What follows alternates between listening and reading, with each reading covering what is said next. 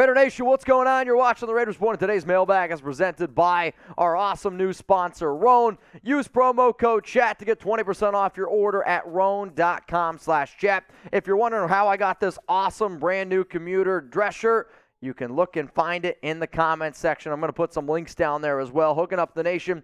If you look good, I think you're going to feel a lot better. And after this past week, I could use all the better feeling that I could possibly get. Let's go to the first super chat coming in here on the show. It's from Big Z562.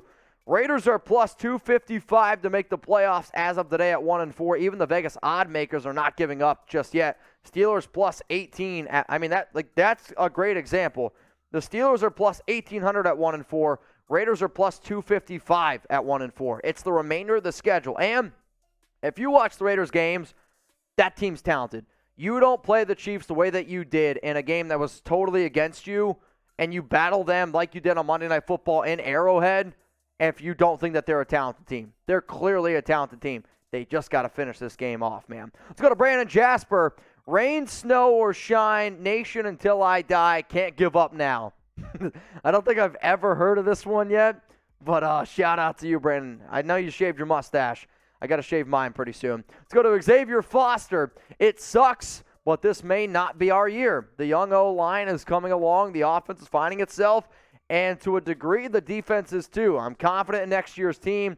This is a building year. It shouldn't be a building year, though. That's my bigger problem. This should not have been a building year. You made the playoffs. Building years don't happen when you go to the playoffs the year before. So I hear what you're saying, and sometimes you don't get the bounces. Sometimes you don't get lucky. But you can't have a year that you did after the amount of money you invested. You invested $344 million essentially on your offense. You invested all the money you did in Chandler Jones, Maxx Crosby. This was not meant to be a building year. That's a fail on your coaching staff. Let's go to the greatness of the Raiders. I haven't seen it, but I hope the players don't start pointing fingers. The bye week came at a good time, actually. I do think that the bye week does come at a good time. The Raiders had a player meeting after the loss to the Tennessee Titans, and I think you got to have another one here. I think you got to have another sit-down meeting with all the players, close the doors. It's only the players. You get a few coaches in there, and just talk.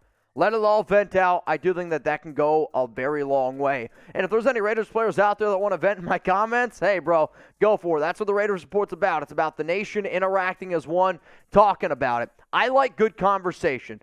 I don't like conversations when I see in the comments people, I don't know, saying terrible things to each other. No. I want you to have real-life conversations with people about this team. That's what this show here is about. So if that's what you want, if you need to vent because you're angry, I get it. I was in comment section yesterday venting the fans because it helps me out. I'm a person that likes to talk, if you haven't noticed. So if you're on the same boat, you love to talk about the Raiders, you love to vent after a loss, and if you love to celebrate after a win, hit that subscribe button. We got you covered here. Let's go to Jolly Loser. If you could fire Josh McDaniels, who is the head coach you'd want that is realistic? I mean, you're not going to get anybody this year, so that's right off the jump. I would say if you fire Josh McDaniels, it's because this season you win like 3 games. And Mark Davis is like, all right, F this guy. We're getting the hell out of here. I think if that's the case, there's really 2 head coaches for me that I have in mind. Sean Payton's number 1. He's your top candidate. And then if you don't want to move on from Dave Ziegler, because I don't want to move on from Ziegler, the other name that comes to my mind is Brian Flores. Brian Flores has worked underneath Ziegler before. He's worked next to him, next to New England. So to me, it's Sean Payton and it's Brian Flores. Those would be the 2 people that I would take over McDaniels. Then again, though, I never wanted McDaniels in the first place. So what does the nation think, though? Do you want the Raiders to fire Josh McDaniels? Type Y for yes, or I want you to type N for no. Let me know what y'all are thinking down in the comments right now. I know, a lot of frustration out there. Do you want the Raiders to fire Josh McDaniels? Let's go to Brandon Jasper. How awesome was Mr. Leroy shout-out, Chuggs? I loved it as in a testament of the job Mitch and you do. Jeremy, I'll let you answer this one because I agree. It was so awesome. It's like if somebody was like, here's some cotton candy and we're going to give you an extra teddy bear at the carnival. Like, I felt like I was Miss Raider last night. Like, I was Miss USA. 100%. Give me my sash. Give me my flowers. Mr. Leroy made me feel like the prettiest Raider in the room. I mean, if you don't know what Mr. Leroy did, he literally took a sign to Monday Night Football that said, "Go Chuggs." I mean, that's elite. I think that's what being a content creator is all about. I know there's a lot of people at Super Chat. I know there's a lot of people that tune into the show. When you get something like that, though, that lets you know that, hey, those 12, 13, 14-hour days that you do basically every day are worth it, and that can go a long way. Let's go to Noel. What up, Noel? What's up, Mitch? If we fire McDaniels, do we keep most of the staff or do we clean house again? I think that's the issue. I think that's up to Dave Ziegler, though. If I'm Dave Ziegler, I make that call because to me, Josh McDaniels hasn't shown me that he could ever be a head coach. I'll also say I'm kind of sick and tired of these just bringing in past Patriots players, trying to experiment and see where it goes from there. I think you can keep some of those people. Like, I'm going to keep Patrick Graham. I still think he's a good defensive coordinator. We'll see what happens with guys like Mick Lombardi. You haven't really given him much of a shot. I don't think you totally clean house, though. To me, there is sooner or later where you got to just stop saying, all right, fire, clean house, because then you don't have anything that you can continue to grow on. Now, guys, I really love what Roan has been able to hook us up with. So if you like the dress shirt I got on right now, if you like the dress shirt that you see over here to the side, they have totally changed the game in dress shirts. For me, I look at three things when I talk about what I want to wear when I try to look up or try to dress up here a little bit. I try to, first up, mobility. Can I move around in this dress shirt? The answer to that question is yes. Also, when I move around in the dress shirt, I don't like when my shirts get wrinkles. I don't know if you guys have seen how much I've tried to wrinkle this thing up. It's not going to wrinkle up on you. The other thing that I absolutely look for is you got to look good. If you're looking good in your dress shirt, you're feeling good, it's going to put your entire wardrobe all together. The next thing, usually when I wear dress shirts, I'm trying to look nice. And studies have shown that women actually care more about the way that you smell than the way you look. So not only am I trying to look good, I'm also trying to smell good. So they got some awesome sweat technology. It's called Gold Fusion Anti-Odor. It basically just locks in all the odor. So, which I think is definitely a good thing. On top of that, I like simplicity. If I can go wash my shirt and then let it air dry, I don't got to stop at a dry cleaner. You're going to save a lot of money in the long haul. So 20% off using promo code chat at roan.com/chat. I'm going to put the links available for you guys in the comments and in the description of today's video. If you wear a dress shirt to work, if you wear it out on date night, you try Roan one time, and you don't tell me that's not the best damn dress shirt you've ever put on. Let's go to a super chat coming in from my guy, Dinah. What up, Dinah? I was so mad last night saying the team was dog shit, but man, how can I believe being a fan for a long time and have just been disappointed since 2002? I mean, you and I talked, before the season even started. We were super excited for the season. This was the year that it was supposed to change, right? This was supposed to be the year that it was the Raiders' year. And even if they didn't win the Super Bowl, it was almost like playoffs or bust. Now you're 1-4. I get it. There's a lot of frustration there. You got to believe, though. I think that's part of being a sports fan. It's also part of being a Raider fan. Just got to believe, bro. Let's go to Larry. You're next up here on the show. Darren Waller has been MIA since last season. Shouldn't have paid him. I mean, he has struggled. He's dealt with a lot of injuries. I don't disagree with that. Here's the thing, though. Dave Ziegler did make a lot of these contracts very negotiable. So even if, right, you can say what you want about Waller. You got him this year, you have him next year. After that, you can move on and you don't lose any money. Let's go to Aldrich. I saw your tweet. Do you actually think Crosby deserves Defensive Player of the Year? Yes. Right now, Maxx Crosby is the front runner to win Defensive Player of the Year, and that's not me being biased. It's me looking at the numbers because everyone in the media is going to be like, oh, Micah Parsons is the best defender in the league. Maxx Crosby is blowing Micah Parsons' numbers out of the water right now. Right now, the NFL leader in sacks, guys that are tied in sacks leader, Maxx Crosby, Micah Parsons, Matt Judon, Nick Bosa. Cool, all tied at 6. Maxx Crosby leads the NFL in tackles for loss. He's got 4 more than anyone else. He's right up there with forced fumbles, tied with all those other 4 players. Then you look at tackles. He's the only guy out of that name of names that I just said there that has over 20 tackles. Maxx Crosby has 31. He is relentless. If he would have got a few extra holding calls, his quarterback pressures, Maxx Crosby right now is the best defensive player in the NFL. I'm not afraid to say that. Right now, Maxx Crosby is the best defensive player in the NFL. So here's my question to you.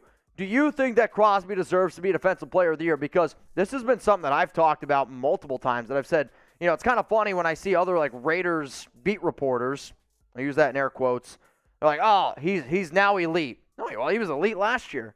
Hell, he was elite the year before that. If you don't know that Maxx Crosby is an elite, then shame on you, especially if you cover this team. So if you think that he deserves to be Defensive Player of the Year if the season were to end right now, I think the only answer you can type is 98 for yes. Let's go to I'm Punchy 33. Mitch, you are crazy having us losing to New England and beating KC. What are you thinking? I'm thinking that the NFL is a crazy freaking place and anything is possible. I'm betting on Bill Belichick scheming up for Josh McDaniels because as far as I'm concerned, I don't have confidence that McDaniels is going to be able to beat Belichick. But I did just see the Raiders essentially beat the Chiefs in Arrowhead on Monday Night Football. Let's go to John Borelli. McDaniels had balls until the last play, and good to see Chandler Jones finally starting to show up, but needs some sacks. See, to me, Chandler Jones made a lot of impact in that game. That was the best game he's had as a Raider. Was the left tackle situation for Kansas City bad, and has it been bad all season? Yes, it has. McDaniels, though, I agree. I like the fact that McDaniels had balls. To me, though, it's almost like his balls went up in his head, and he stopped thinking with his brain, and he started thinking with his balls. Like, if it's 3rd and 4th and 1 and Jacobs is averaging 7 yards per carry, run the ball. Don't try to get too cutesy. I've said this already 100 times this season. McDaniels complicates the simple, and it's going to keep killing him, man. Let's go to James BB4. Mitch, it's the bye week. Give me a surprise move. All right. I'll go with, I think actually one of the most surprising moves, and I talked about it a little bit on the watch party, was the fact that Jonathan Hankins was a healthy scratch. The fact that Hankins to me was a healthy scratch, I thought was very, very surprising because he's a veteran. Here's the thing, though. He's a veteran. He's not a Josh McDaniels guy. So for that reason, I'll say my surprise move, Jonathan Hankins ends up getting cut, which breaks my heart because I love big-time Hank. So what do you think here? Should the Raiders move on from Jonathan Hankins? I want you to type C for cut, or I want you to type K for keep. I'm hoping they keep him. The Raiders need depth at defensive tackle. I mean, this would be a very interesting move. But if you want a surprise move because of the bye week, coming off of another surprise move, making him a healthy scratch, I'll say cutting Jonathan Hankins would be my pick here. Let's go to the next question here on this Raiders mailbag. Brian, should we hire Eric Bieniemy as our head coach next year? The Raiders will never hire Eric Bieniemy. So I know I've talked about this a few times on the show. When you look at the past that Eric Bieniemy has, and then you think about everything that's happened with this Raiders organization, because of Belinda Koff's daughter, totally against domestic violence. Eric Bieniemy is not going to get hired. Let's go to JR65. Raiders beat the Chiefs in 2020, got blown out by the Falcons a few weeks later. Anything can happen. Hopefully games go in our way and the Raiders win. I mean, that's the perfect example. The NFL is proof that literally anything can happen. You can have a perfect scheme. It also shows me that if you don't show up every single week and you're not prepared, you're going to get got. See if the Raiders can get some gots. We got one more super chat to get to here on the show, and it's from Joey. What up, Joey? Feelings aside, play calls were spot on. Agree. Execution was bad. DC stood in the pocket too long. I don't disagree with that. Adams didn't catch the sealer. You're right. Hunter runs into a break and open Adams. Yep. Good calls, bad execution. If we win, nobody's complaining. You're right. I actually don't disagree with a lot of McDaniels' play calls. I think he did good for majority of the game. However, though, that has to go into the equation of if Adams doesn't catch that ball, to me, I'm running the ball with Jacobs. Like, that's your most reliable piece. When you throw the ball 30 yards down the field, 40 yards down the field, you only need 1 yard. I don't mind that play call as if it's on a 2nd and 10. A win or lose game there, because then what? You score. The Chiefs then have 2 timeouts remaining, 25 seconds left. Like, that might sound crazy to you. I wouldn't like that situation. You're a field goal away from winning. Your reason why I'm running the football there is because you're killing clock, and if you can get within 60 yards, bang through a field goal, I have the confidence that Daniel Carlson bangs that bad boy through. Now, remember, y'all, if I missed your question, you can always hit me up on Instagram and on Twitter at Mitchell Renz 365. And, I appreciate everyone that always does try to get in contact with me. I get a lot of DMs. I get a lot of people respond to me on Twitter. So please, all I ask is that you're patient with me. Hopefully this bye week's not too crazy, and I will be around. We're going to be doing a watch party on Thursday. We're doing a watch party on Monday Night Football, so please stay tuned.